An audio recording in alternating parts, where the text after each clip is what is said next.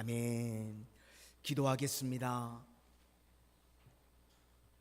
은혜의 주님, 한 주간도 저희들을 주님의 날개 그늘 아래 품으시고 지키시고 보호하여 주셨다가 오늘 주님께서 만세전부터 복 주시기로 작정한 주님의 날, 주님의 택한 백성들을 구별하여 주시고 불러 모아 주시니 감사를 드립니다.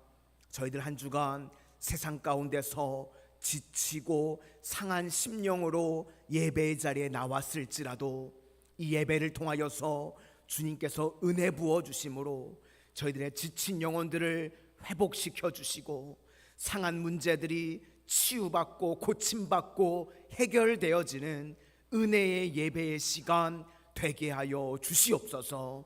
오직 예배 가운데 주님의 임재를 체험케 하여 주시고 저희들이 인생에 풀리지 않던 문제들이 다 풀려지고 해결되게 하셔서 예배를 마치고 돌아가는 발걸음들 가운데는 기쁨과 평안과 감사함으로 돌아갈 수 있도록 은혜 위에 은혜를 더하여 주시옵소서. 예수님 이름으로 기도드립니다. 아멘. 우리 옆에 분들과 한번 인사하겠습니다. 성령 충만하십시오. 강하고 담대하십시오. 오늘은 환난 날에 사는 길이 무엇인가? 환난 날에 사는 길이 무엇인가? 라는 제목으로 하나님의 말씀을 증거하도록 하겠습니다. 야곱의 인생 가운데요, 가장 큰 환난을 당했을 때가 바로 오늘 본문의 상황입니다. 앞장을 보시면 딸 디나가 강간을 당했습니다. 딸이 이런 일을 당한 것만으로도요 너무나 충격이었습니다. 그런데 야곱의 2번 3번 아들 시몬과 레위가요 그걸 참지 못하고 그들을 찾아가 가지고요 이 하몰과 세겜을 다 죽여버렸습니다. 그랬더니 그 동족들이 가만히 있지 않겠죠. 이제 야곱에게 와서 보복을 하면요 야곱의 가족이 다 멸절당한 위기 가운데 놓이게 되었습니다. 그래서 야곱의 인생 가운데 오늘 본문의 내용이 아마 가장 큰 위기였을 것으로 생각이 되어집니다. 그래서 오늘 본문의 핵심은요 우리가 환난 날에 사는 길이 무엇인가 하는 것입니다.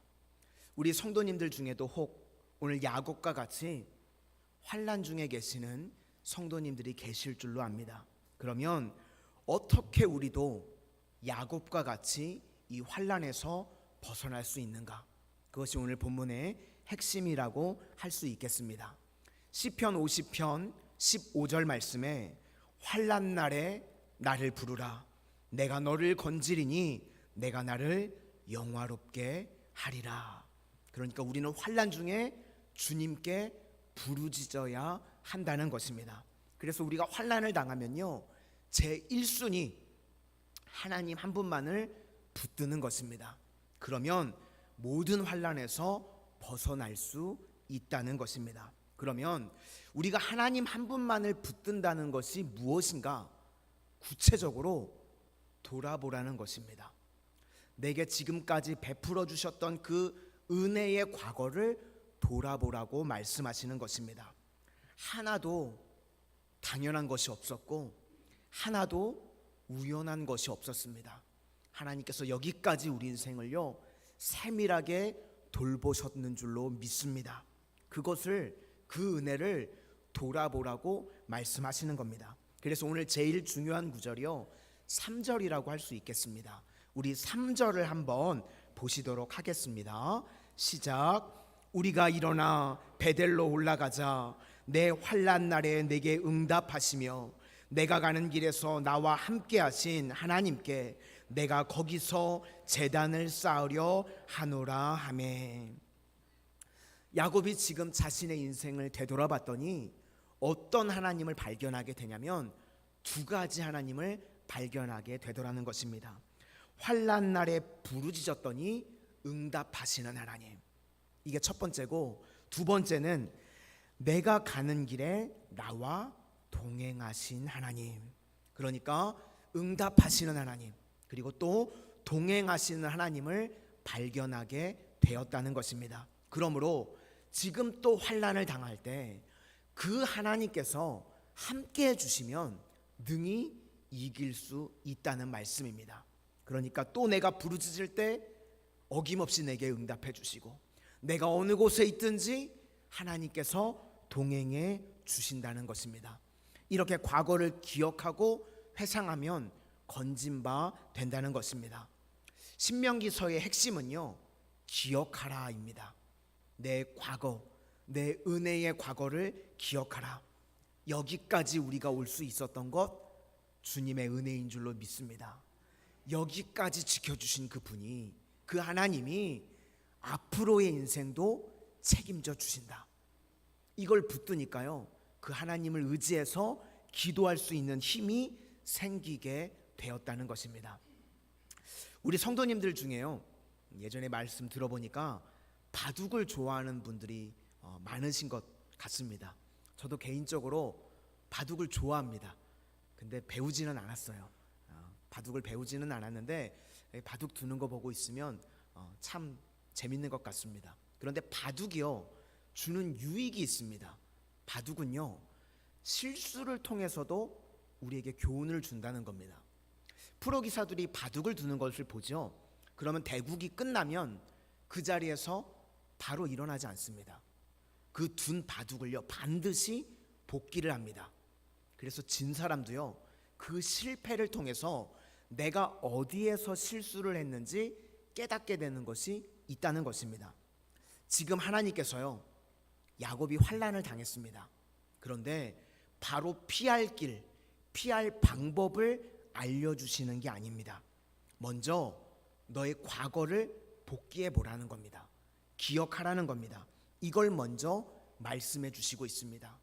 야곱이요, 과거가 어땠죠? 형 에서가 죽이려고 해서요, 할 수 없이 집을 나와야 됐습니다. 갈 데가 없는 상황이 됐죠. 그래서 들판에서 돌베개를 베고 잤었던 적이 있습니다. 창세기 28장 15절을 보니까 하나님께서 이렇게 말씀하셨습니다. 내가 너와 함께 있어 내가 어디로 가든지 너를 지키며 너를 이끌어 이 땅으로 돌아오게 할지라. 내가 내게 허락한 것을 다 이루기까지 너를 떠나지 아니하리라. 이렇게 하나님께서 과거에 동행과 인도를 약속하셨죠.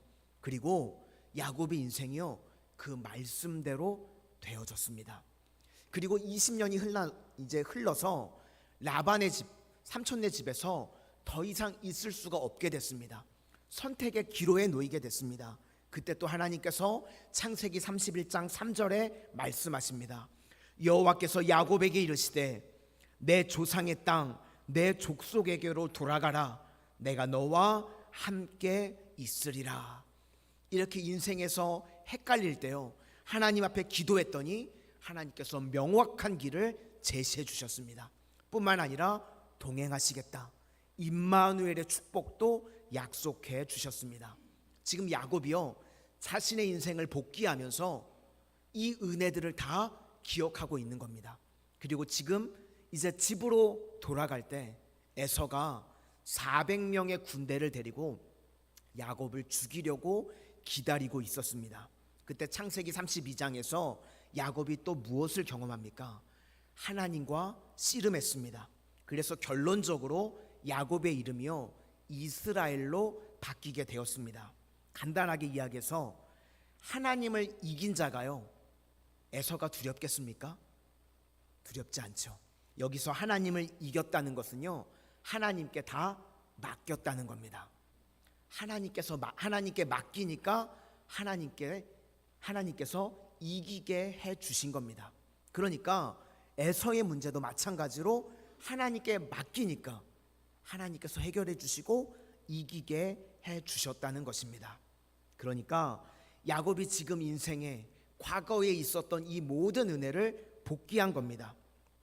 그러니까 내가 수많은 환난 가운데, 수많은 위기 가운데 있었는데 하나님을 붙들었더니 하나님께서 구원해 주셨다.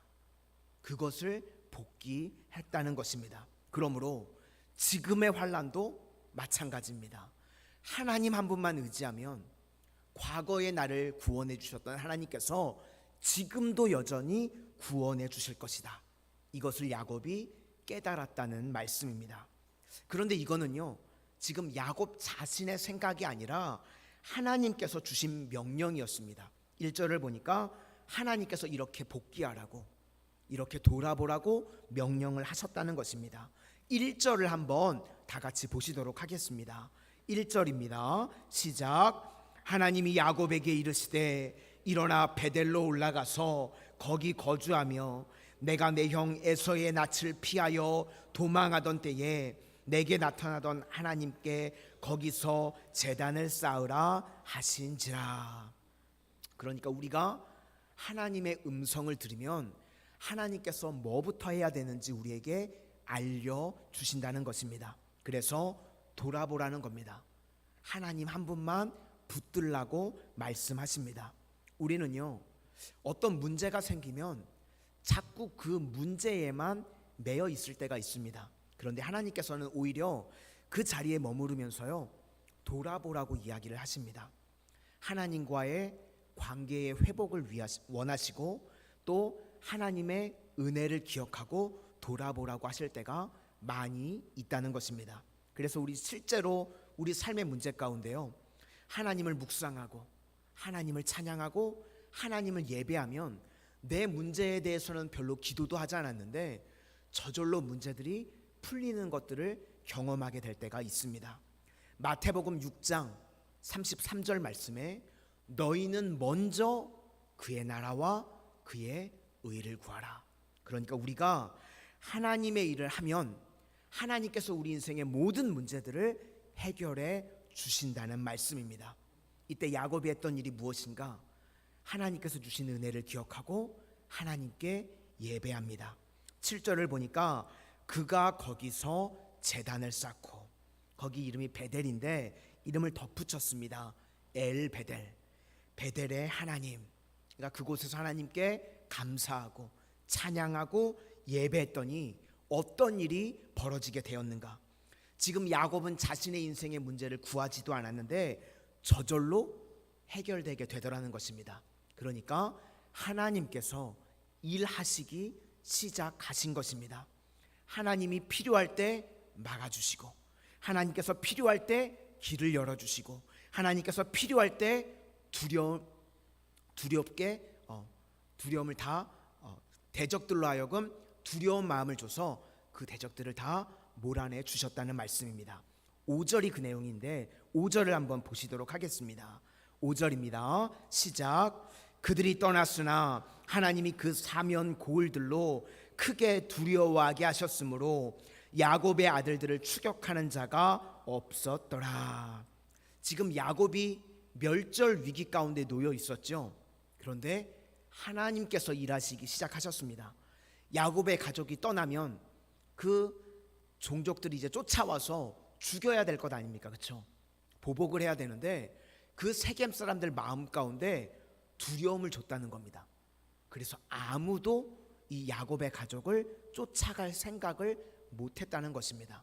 그러면 이런 일들이요, 저절로 일어났을까요? 아니죠. 하나님의 은혜를 돌아보고 하나님께 예배했더니요, 하나님께서 일하시기 시작한 줄로 믿습니다.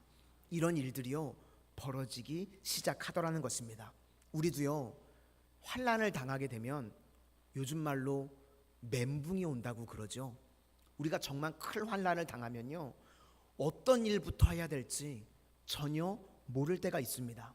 그런데 우리 성도님들, 환난 중에 딱 한 가지만 기억하실 수 있기를 바랍니다. 오늘 야곱과 같이 하나님만을 붙드는 인생이 되실 수 있기를 축원합니다. 그래서 우리가 해야 될 일은요, 딱 하나입니다. 환난 중에요, 하나님 한 분만을 붙드는 것입니다. 그럼 그때 하나님께서 우리에게 원하시는 것이 무엇인가? 돌아보라는 것입니다. 내 과거에 은혜 베풀어 주셨던 하나님, 여기까지 인도하셨던 하나님을 돌아보고 감사하고 찬양하고 예배하면 그때부터 다시 능력이 나타나게 되고 그때 일어서게 된다는 것입니다. 날마다 이런 은혜를 체험하는 우리 마산성원의 모든 성도님들이 다 되시기를 주님의 이름으로 축원을 드립니다. 이제 또 한 가지, 환난에서 벗어나는 길이 무엇인가? 묻어야 될 것들을, 내 인생에서 묻어야 될 것들을 빨리 묻어버려야 된다는 겁니다. 환난을요, 내가 자초하는 부분도 있습니다. 인생에서 정리하고 묻어버려야 될 것들이 있는데 이걸 지고 있어서, 이걸 내려놓지 못해서 문제가 생길 때가 있다는 것입니다. 하나님께서 창세기 32장에 야곱의 이름을 바꿔주셨죠. 이스라엘, 이긴 자로 이름을 바꿔주셨습니다. 그런데 지금 야곱이요, 여전히 야곱의 인생으로 살아가고 있습니다. 그러니까 야곱으로 살아가고 있던 것들을 다 묻어버리라는 겁니다. NIBC죠. 나는 죽고 예수로 살라. 그러니까 하나님께 다 맡기는 인생, 그것이 이스라엘이라는 것입니다. 10절부터 12절까지 말씀을 한번 보시도록 하겠습니다. 10절부터 12절입니다. 시작. 하나님이 그에게 이르시되 내 이름이 야곱이지만은 내 이름을 다시는 야곱이라 부르지 않겠고 이스라엘이 내 이름이 되리라 하시고 그가 그의 이름을 이스라엘이라 부르시고 하나님이 그에게 이르시되 나는 전능한 하나님이라 생육하며 번성하라 한 백성과 백성들의 총회가 내게서 나오고 왕들이 내 허리에서 나오리라. 내가 아브람과 이삭에게 준 땅을 내게 주고 내가 내 후손에게도 그 땅을 주리라 하시고.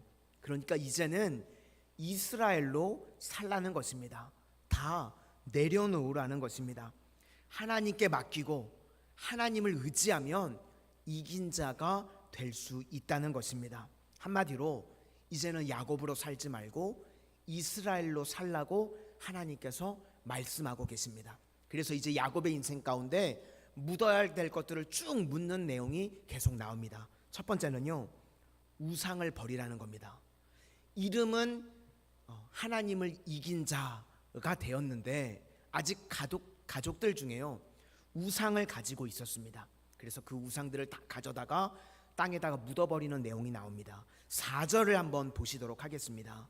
4절입니다. 시작. 그들이 자기 손에 있는 모든 이방 신상들과 자기 귀에 있는 귀고리들을 야곱에게 주는지라. 야곱이 그것들을 세겜 근처 상수리 나무 아래에 묻고. 이렇게 다 묻어버려야 된다는 겁니다. 우리도 많은 순간 예수님을 믿는다고 하면서요, 가정 안에 있는 전통 또는 습관, 이런 것을 따라서 살 때가 많이 있다는 겁니다. 혹시 우리 성도님들 이사하실 때 손 없는 날 들어보셨나요? 우리 예수님 믿는 사람들은요, 손 없는 날 이런 거 따지는 거 아닙니다. 그렇죠? 이사할 때요, 언제 이사하셔야 되는 줄 아십니까? 알아보고요, 비용이 제일 쌀 때. 우리는 손 없는 날이 아닙니다. 그렇죠?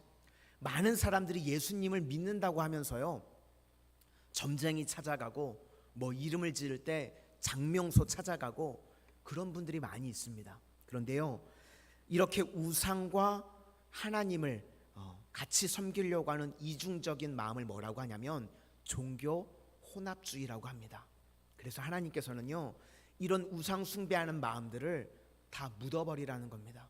우리 성도님들 혹시 재미로라도요, 타로, 이런 점쟁이 이런 거 찾아가지 마시기를 바랍니다. 이런 것들이요, 우리 인생 가운데 환난을 주는 문제가 될 수 있다는 것입니다. 그래서 우리가 해야 될 일을 우상을 다 묻어버리고 오직 주님만 섬기겠습니다. 이런 자세가 필요하다는 것입니다. 그래서 야곱이요, 가정이 가지고 있던 우상을 다 묻어버렸습니다. 두 번째 뭘 묻었냐면 유모를 이제 죽고 땅에 묻습니다. 아마 유모가 가정에서 의지했었던 존재였던 것 같습니다. 8절을 한번 보시겠습니다. 8절입니다. 시작. 리브가의 유모 드보라가 죽음에 그를 베델 아래에 있는 상수리 나무 밑에 장사하고 그 나름 이름을 알론 바굿이라 불렀더라. 그러니까 우리 인생 가운데요, 우리는 하나님만을 의지해야지 내가 의지하는 사람, 눈에 보이는 것 의지하면 안 된다는 겁니다. 그리고 세 번째로요, 사실 야곱에 있어서 이제 제일 큰 부분이 라헬이었습니다. 야곱이 가장 사랑했던 인물이고 가장 의지했었던 인물입니다. 그런데 라헬은요, 믿음이 그렇게 좋았었던 인물은 아니었던 것 같습니다. 하나님께서 태의 문을 막으셨죠. 그래서 아들을 낳지 못해서 시기심이 마음 가운데 있었습니다. 간절히 하나님 앞에 기도했더니 하나님께서 그의 기도를 들어주셨죠. 그래서 11번째 아들이 태어납니다. 그의 이름이 요셉이죠. 창세기 30장 24절에 보니까 그 이름을 요셉이라 하니 여호와는 다시 다른 아들을 내게 더하시기를 원하노라 하였더라. 요셉의 이름의 난해주를 보시면 뭐라고 나오냐면 더함입니다. 그러니까 요셉의 이름의 원래 뜻은요, 두 배의 축복이라는 뜻입니다. 무슨 말이냐면 하나만 더, 그런 거예요. 라헬이요, 하나님 앞에 간절히 기도해서 자녀를 낳았죠. 우리도요, 간절히 기도해서 풀리지 않던 문제가 풀리고 뭐 자녀를 얻게 되면 보통 그 다음에 어떻게 기도하죠? 감사 기도하죠. 하나님 감사합니다. 하나님의 은혜입니다. 응답해 주셔서 감사합니다. 이렇게 나와야 되는데 라헬은 그렇게 기도하지 않았어요. 하나만 더, 뭐죠? 욕심으로 기도했다는 겁니다. 그런데요, 우리 좋으신 하나님은요, 지금 라헬이 욕심으로 기도했던 것까지도 들어주십니다. 그런데요, 욕심으로 구한 것에는 반드시 문제가 있습니다. 대가를 치르게 됩니다. 그래서 12번째 아들 베냐민을 낳다가 라헬이 죽게 됩니다. 우리 성도님들도요, 우리 믿음의 백성들은요, 절대로 사소한 것에는 목숨을 걸면 안 됩니다. 요즘 보니까 뭐 영끌에서 아파트 사는 게 목표라고 그러더라고요. 우리 성도님들은요, 영혼들을 그런 데다가 끌어모으시면 안 돼요. 그렇죠? 또 어떤 분들은요, 뭐 직장이나 사업 가운데 이번 프로젝트만 해결되면 내가 목숨이라도 걸겠다고. 우리는 그런 데 목숨을 거는 존재가 아닙니다. 우리 믿음의 백성들은요, 목숨을 걸 때는 딱 한 군데, 사명의 목숨을 걸어야 할 줄로 믿습니다. 이 땅을 살아가는 동안 하나님께서 내게 주신 사명에만 목숨을 걸 수 있는 거룩한 백성들 다 되시기를 소망합니다. 아들 하나 더 달라고 그래서 아들을 얻기는 했는데 부작용이 생겼죠. 그래서 들어는 주시는데 이런 것은 항상 근심이 겸하여 옵니다. 그래서 결국 아이를 낳다가 라헬이 죽습니다. 믿음이 없으니까 그 이제 죽으면서 아들을 낳았는데 이름을 뭐라고 짓냐면 베노니라고 짓습니다. 슬픔의 아들이라. 그랬더니 야곱은 믿음의 사람이죠. 아들을 안고 이야기합니다. 이 아들은 베노니가 아니고 베냐민이다. 오른손의 아들. 오른손이 상징하는 건 힘을 뜻하기도 하고 하나님을 뜻하기도 합니다. 그러니까 베냐민이 이제 엄마는 없지만 하나님께 맡깁니다. 하나님께서 책임져 주십시오 라고 야곱이 고백을 했다는 겁니다. 그러니까 지금 야곱이요, 이스라엘로 변화되기 위해서 묻어야 될 것들을 다 묻고 있습니다. 우상 숭배적인 부분도 다 묻고, 자기가 의지했던 사람도 묻고, 자기가 믿었던 사랑했던 사람까지도 지금 다 묻고 있습니다. 그리고 네 번째 묻어야 될 것은 르우벤입니다. 르우벤은 첫째 아들인데 르우벤에 대한 분노도 묻습니다. 야곱의 아들들을 보면요, 하나같이 쓰레기 같아요. 어쩜 이럴 수 있나 싶은 아들입니다. 첫 번째 아들이 르우벤인데요, 아버지의 첩과 잠자리를 갔습니다. 입에 담기도 민망한 내용이죠. 22절을 한번 보시도록 하겠습니다. 시작. 이스라엘이 그 땅에 거주할 때에 르우벤이 가서 그 아버지의 첩 비라와 동침함에 이스라엘이 이를 들었더라. 말도 안 되는 일이 벌어졌습니다. 그런데 야곱이요, 그 분노를 표출하지 않고요, 마음 가운데 묻어둡니다. 이건 두 가지로 해석을 할 수가 있는데, 먼저는 야곱의 우유부단함이다라고 말하는 분들이 계십니다. 그런데 저는 개인적으로는 그렇게는 생각하지 않습니다. 왜 그런가 하면 20절을 볼 때 20절에 라헬을 묻을 때는요, 야곱이라고 나오죠. 그런데 22절을 보시면 변화된 이름이 나옵니다. 이스라엘이 이를 들었더라. 그러니까 이스라엘이 가지고 있는 믿음의 인내심입니다. 이제 그 다음에 아들들의 목록이 쭉 나옵니다. 이스라엘의 중요성은요, 이 12명의 아들을 하나도 버리지 않고 다 구원시킨 것입니다. 그것이 이스라엘입니다. 루벤, 지금 얼마나 악합니까? 그렇죠? 2번과 3번 아들 시몬과 레위 잔인합니다. 가서 하물과 세겜을 다 죽여버렸죠. 넷째 아들 유다도요, 이제 뚝 떨어져서 39장에 보시면 며느리와 사이에서 자식을 낳습니다. 정말 하나같이 잔인하고 비루한 인생들이죠. 그런데 야곱이 분노하지 않고요, 다 품어줘서 12지파를 만들어냈습니다. 저는 이것이요, 정말 중요하다고 생각을 합니다.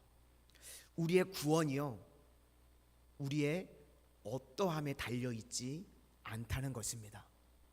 우리 한 사람 한 사람들을 볼 때도요, 우리도요 너무나 연약하고 너무나 부족하고 말로 다 할 수 없는 죄인들이죠. 그런데 그런 것들로 우리의 구원의 여부를 따질 수 없다는 것입니다. 지금 이스라엘의 12아들을 보면요, 하나같이 잔인하고 비참한 인생들입니다. 초라하죠. 그런데 그것보다 더 큰 것이 바로 하나님의 은혜, 하나님의 주권인 줄로 믿습니다. 그래서 이스라엘이요, 어떤 것도 버리지 않고 다 품어준다. 그것을 우리에게 보여주고 있습니다. 지금 이런 말도 안 되는 짓을 하는 아들까지 다 품어주고 있는데, 이건 인간의 힘으로 되지 않습니다. 하나님께서 변화시켜 주신 이스라엘이니까 가능하다는 것입니다. 우리 인생에도요, 하나님께서 은혜 베풀어 주셔서 우리도 분노를 다 묻을 수 있는 믿음의 백성들이 되실 수 있기를 소망합니다. 이제 마지막으로요, 아버지 이야기가 나옵니다. 아버지 이삭이요 180세에 죽습니다. 그래서 이제 아버지를 묻고 떠나는 내용이 나옵니다. 28절과 29절을 한번 보시도록 하겠습니다. 28절부터입니다. 시작. 이삭이 나이가 180세라.